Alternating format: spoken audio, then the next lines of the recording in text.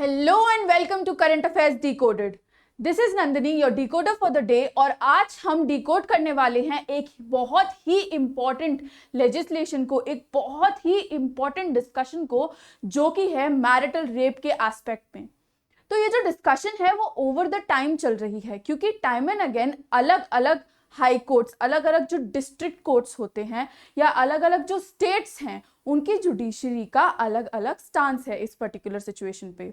कभी कोई कहता है कि इस सिचुएशन को क्रिमिनलाइज करना चाहिए, यानी कि अगर कोई भी मैरिटल रेप वाली एक्टिविटी में इन्वॉल्व है तो उसकी सजा मिलनी चाहिए। वहीं कई लोग का स्टांस है कि वो लोग बोलते हैं कि नहीं, ये डीक्रिमिनलाइज ही रहना चाहिए, इस पर्टिकुलर चीज के लिए सेपरेट प्रोविजंस हैं, सिर्फ उन्हीं का इस्तेमाल करना चाहिए। और इसी के साथ साथ मैरिज की जो सैंक्टिटी है, शादी की जो प्योरिटी है, इस इंस्टीट्यूशन की जो मान्यता है, उसका ध्यान रखते हुए ही इस पर्टिकुलर सिचुएशन पे कमेंट करना चाहिए। तो ओवर द टाइम जो डिबेट है वो ऑन गोइंग है। हर किसी का इस पर्टिकुलर एस्पेक्ट डिफरेंट एक स्टांस है, सब अलग अलग सोच रखते हैं। पर वहीं पर जब एक केस आया जिसका नाम है Rishikesh Sahu versus the state of Karnataka, वहां पर यह पाया गया कि जो ऋषिकेश साहू थे, उन्होंने खुद के ऊपर लगे चार्जेस को कम करने के लिए इस पर्टिकुलर जो लेजिस्लेशन है, ये जो पर्टिकुलर लॉ है, उसका फायदा उठाते हुए प्ली दिया कि आप मुझे इन ग्राउंड्स पर, जो मैरिटल रेप के ग्राउंड्स हैं, उन पे उसे प्लीज रिलीज कर दीजिए, क्योंकि ये एक ऐसी चीज है जो मुझे, जो कॉन्स्टिट्यूशन है वो गारंटी करता है, जो हिंदू मैरिज एक्ट है वो गारंटी करता है कि जब भी कोई मैरिज के इंस्टीट्यूशन में होता है तो जो सेक्सुअल राइट्स हैं वो साथ में आते हैं, दे कम अलोंग। इसीलिए मैरिटल रेप जैसी जो चीज है वो एग्जिस्ट ही नहीं करती। तो मैं चाहता हूं कि जो ये चार्जेस हैं वो मुझसे हटा दिए जाएं। एंड दैट इज व्हेन ये जो पर्टिकुलर केस था वो फिर से लाइमलाइट में आया। और ऐसा हुआ कि जो सेंटर है, यानी कि जो यूनियन गवर्नमेंट है, वो ये सारी प्लीज डाल रही है सुप्रीम कोर्ट में, याचिका दायर कर रही है कि अगर हम मैरिटल रेप को क्रिमिनलाइज करते हैं तो बहुत ही ज़्यादा प्रॉब्लम क्रिएट हो सकती है, क्योंकि मैरिज एक ऐसा इंस्टीट्यूशन है जो हमारे कल्चर में सबसे ऊपर रखा जाता है। तो इसी पर्टिकुलर चीज को ध्यान में रखते हुए ये जो पूरा डिस्कशन है वो हम करने वाले हैं। एंड टुवर्ड्स द एंड मैं आप सबके लिए क्वेश्चन भी लाई हूं, जो कि मैं चाहूंगी कि आप लोग इन पर्टिकुलर उसका जरूर जरूर जवाब दें, क्योंकि एज जागरूक नागरिक, एज यूपीएससी एस्पिरेंट्स, आप सबको इस पर्टिकुलर स्टांस पे एक पॉइंट ऑफ व्यू होना बहुत ज्यादा जरूरी है। तो बिना किसी देरी के अब चालू करते हैं ये जो पूरा टॉपिक है उसके बारे में बात करना। तो जो डिबेट है मैरिटल रेप इन इंडिया की, वो बेसिकली इमर्ज आउट होती है आर्टिकल 375 से। जो हमारा आर्टिकल 375 है आप आईपीसी, अब भारतीय न्याय संहिता का, वो एग्जेम्प्ट करता है मैरिटल रेप को as being recognised as a crime. यानी कि मैरिटल रेप एक गुनाह है, एक क्राइम है, उसका एक्सेप्शन 375 देता है। ऑलरेडी जो आर्टिकल है वो कहता है कि नहीं, ऐसा कुछ नहीं है। उसके साथ साथ जो सेंटर है इसी पर्टिकुलर आर्टिकल को कोट करते हुए कहता है कि अगर हम ऐसा कुछ करते हैं, अगर हम कमेंट करते हैं या हम क्रिमिनलाइज करते हैं मैरिटल रेप को, तो हम लोग डायरेक्टली डिसरप्ट करेंगे, यानी कि डायरेक्टली चोट पहुंचाएंगे जो मैरिटल हार्मनी है। क्योंकि शादी जैसे जो टॉपिक्स हैं उन पे लेजिस्लेटिव और जुडिशियल इंटरवेंशन बहुत ही प्रॉब्लमैटिक है। तो किसी लीगल एस्पेक्ट से इस पर्टिकुलर सिचुएशन को डील किया जाए या फिर डायरेक्ट जुडिशियल इंटरवेंशन लेके आया जाए, क्योंकि टाइम एंड अगेन जब भी मैरिटल रेप की बात होती है तो आर्टिकल 14 और आर्टिकल 21 को कोट किया ही जाता है। राइट टू इक्वालिटी आती ही आती है। इसीलिए किसकी ज्यादा से होगी वो भी एक डिबेटेबल नोशन बन जाता है, वो भी एक ऐसा पॉइंट बन जाता है जिसपे काफी ज्यादा बहस चलती है ऑल अलोंग। मतलब जब भी हम ये डिस्कशन करते हैं आता ही आता है आर्टिकल 14 और आर्टिकल 21। वहीं पे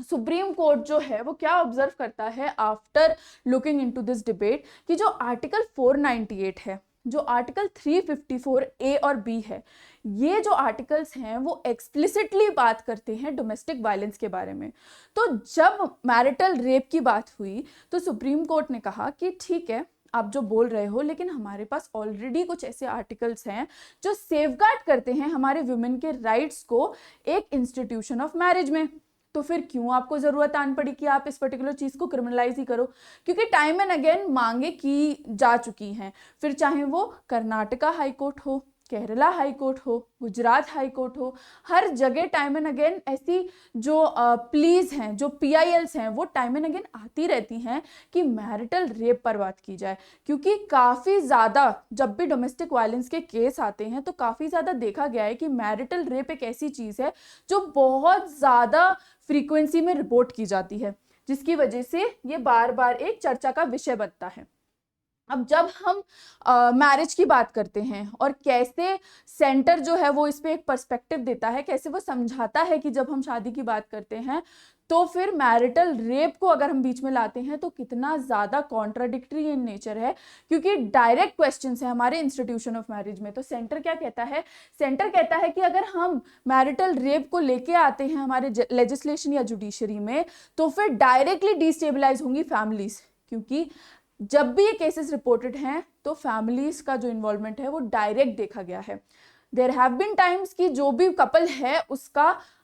एक बच्चा भी हो या एक कुछ बूढ़े लोग हों या उनके जो father in law mother in law हों वो सब साथ में रहते हों या एक जॉइंट फैमिली का स्ट्रक्चर हो, और उस एस्पेक्ट में क्या होता है, एक सीरीज ऑफ डिस्टेबलाइजिंग चीज़ें चालू हो जाती हैं, कुछ ऐसी चीज़ें चालू हो जाती हैं जिससे जो बैलेंस है वो एक तरीके से डिसरप्ट हो जाता है और उससे इंटर्न फैमिली पे इम्पैक्ट पड़ता है। इसीलिए हमें ये सारी जो चीज़ें हैं उसको नहीं करना चाहिए, हमें मैरिटल रेप को क्रिमिनलाइज नहीं करना चाहिए। हाँ, कंसेंट वायलेशन है एक चीज, कंसेंट पे सेंटर बिल्कुल बात करता है, अपना पॉइंट लेता है और कहता है कि हाँ अगर बात कंसेंट की है तो उसको अलग तरीके से डील किया जाएगा, लेकिन अगर बात मैरिटल रेप की है तो फिर उसको हम ऐसे क्रिमिनलाइज नहीं कर सकते। क्योंकि मेजरली अगर रेप की हम डेफिनेशन के बारे में ही बात करें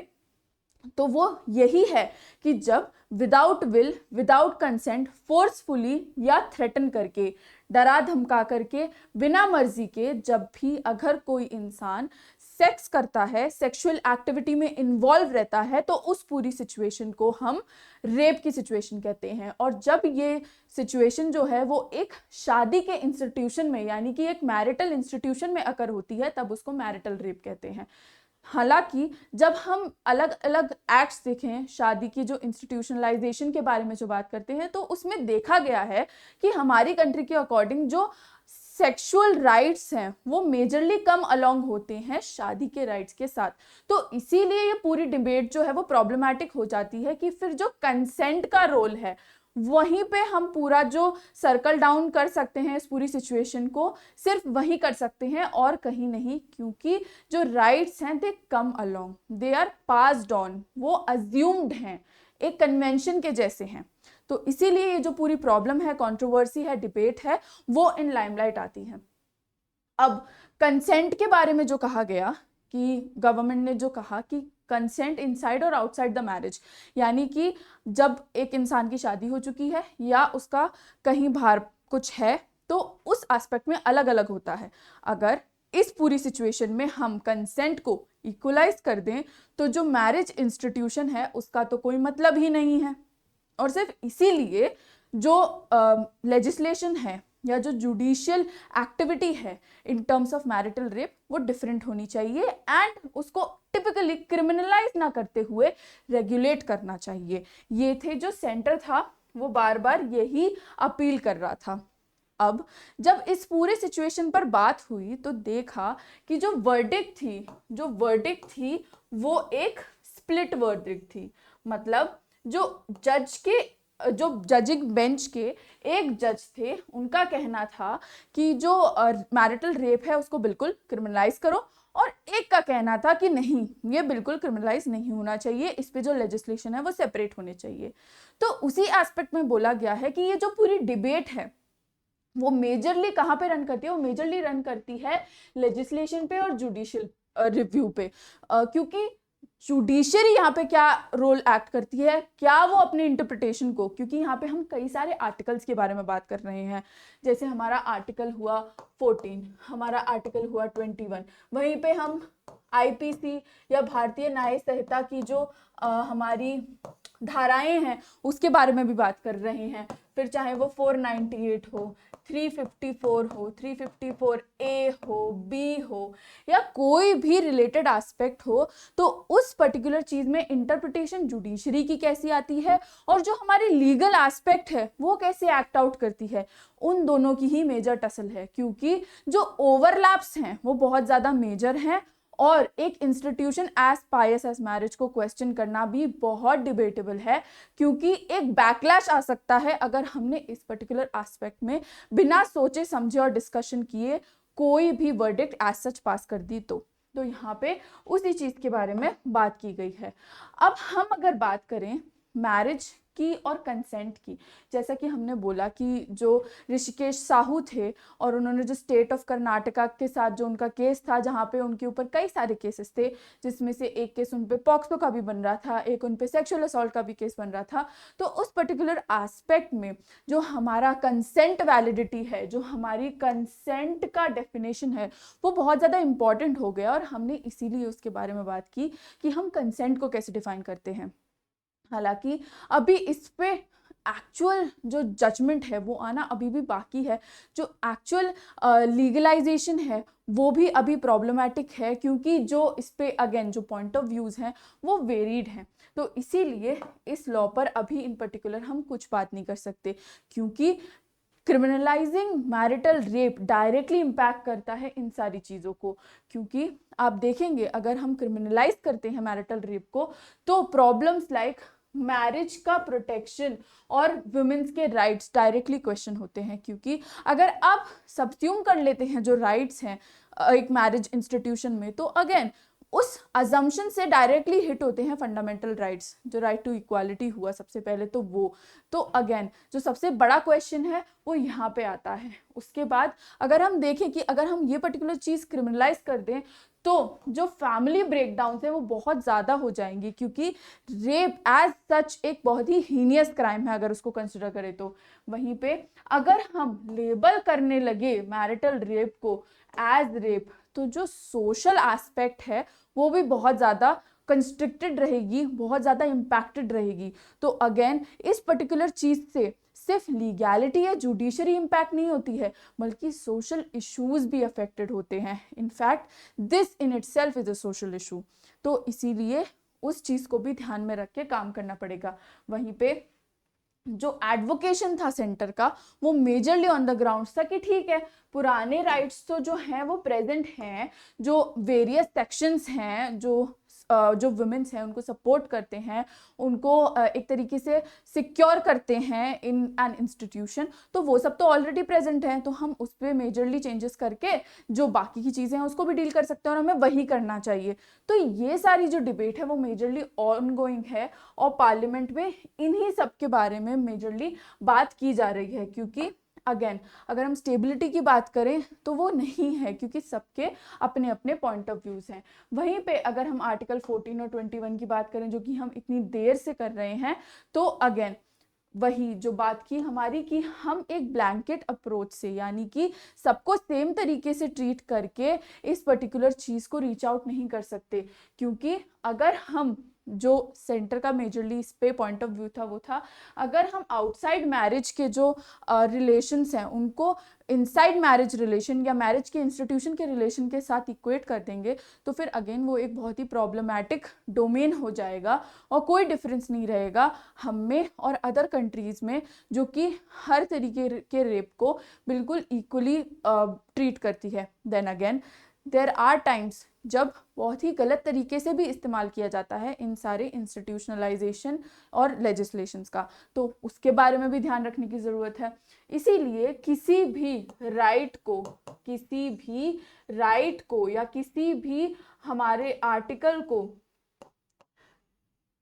कमेंट करने से पहले हमको कंसिडर करना है कि हम 2 मिनट उस पर डिस्कशन करके देखें कि इसका मेजरली इम्पैक्ट क्या हो सकता है हमारी सोसाइटी पर, क्योंकि जब भी हम किसी भी इंस्टीट्यूशन को डायरेक्ट क्वेश्चन करेंगे तो क्वेश्चन होगी हमारी integrity as a Indian society. तो वहीं पर अगर हम देखें और एक पर्सपेक्टिव लें सबका,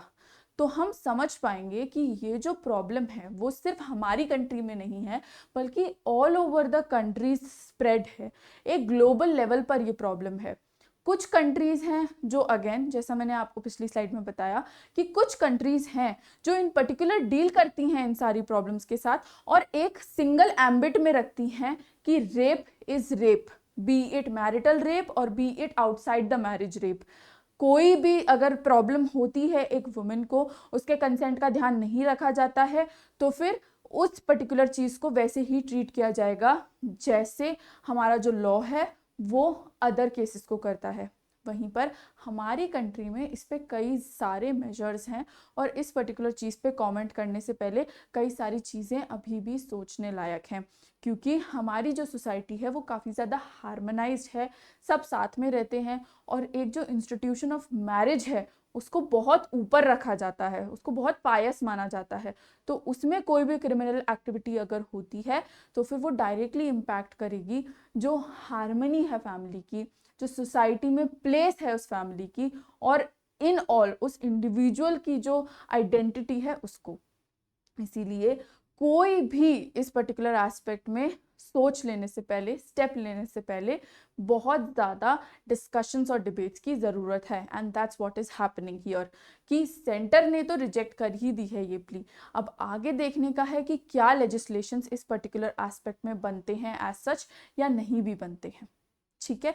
तो इस पर्टिकुलर जो हमने डिस्कशन को कैरी फोर्थ किया वो हमने सिर्फ इसलिए लिया क्योंकि बहुत इम्पॉर्टेंट है कि हमें एज एस्पिरेंट्स पता हो हमारी कंट्री की गवर्नेंस, हमें एज एस्पिरेंट पता हो कि हमारी सोसाइटी में क्या चल रहा है। और उसी के साथ साथ जब हम इन दोनों चीज़ों की बात करें तो बहुत इम्पॉर्टेंट हो जाता है कि हमें एक और चीज़ पता हो जो कि है ग्लोबल लेवल पर